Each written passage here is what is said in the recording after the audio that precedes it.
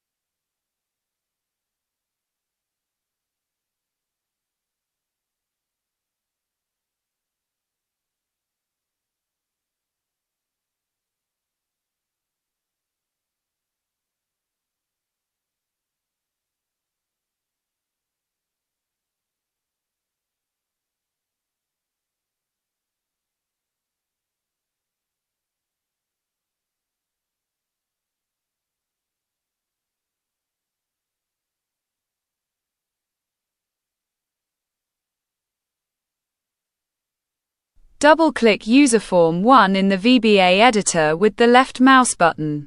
Enter the code from the video description into the Activate procedure.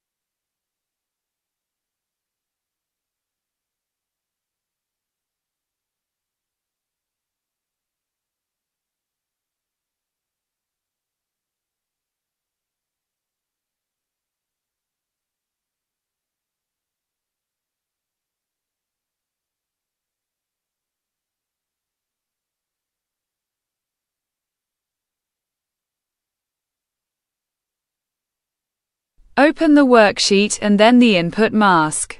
Formatted labels from Label 1 to Label 12 will be displayed.